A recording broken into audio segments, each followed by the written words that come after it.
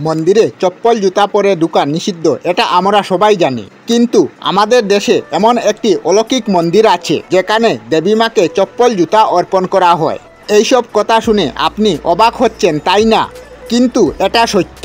মধ্যপ্রদেশের রাজধানী ভোপালে এমন একটি আশ্চর্যজনক মন্দির আছে যেখানে ভক্তের মনস্কামনা পূরণ হলে ভক্তরা মাতাকে জুতা চপ্পল অর্পণ করে। আপনি এই কথা শুনে নিশ্চয়ই অবাক হচ্ছেন। ভোপালের কোলার অঞ্চলের পাহাড়ি অঞ্চলে মা দুর্গার মন্দির, যাকে সিদ্ধিদাত্রী পাহাড়ওয়ালা মন্দির বলা হয় এবং অনেকে জিজাবাইর মন্দিরও বলে থাকেন। মান্যতা আছে এই মন্দিরের ভক্তরা মানস করতে আসে। যখন তাদের মনস্কামনা পূর্ণ হয় তখন তারা মাকে জুতা চপ্পল অর্পণ করেন।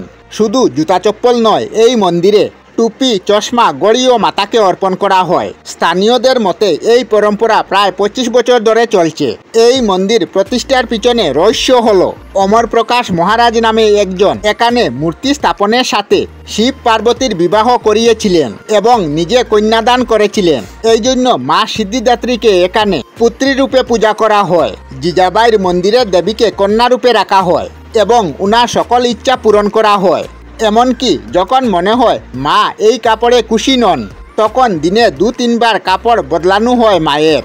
এই মন্দির সারাদিন খোলা থাকে। দূর দূর থেকে ভক্তরা মায়ের পূজা করতে আসেন। ভক্তরা মাকে জুতা চপ্পল অর্পণ করেন এবং পরে অসহায় লোকেদের এই জুতা চপ্পলগুলি মন্দির কর্তৃপক্ষ দ্বারা দান করা হয়। তাহলে কেমন লাগলো এই আশ্চর্য মন্দির? আমরা আমাদের চ্যানেলে সব ধরনের ভিডিও আপলোড করি, যেমন ব্লগ, নিউজ, কুকিং ভিডিও, ধার্মিক আলোচনা ইত্যাদি।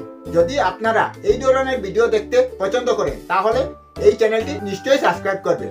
আমি আপনাদের সাথে বিদায়ক না, আজকের মতো বিদায় নিলাম। আর ভিডিওটি ভালো লাগে লাইক, শেয়ার ও কমেন্ট করবেন।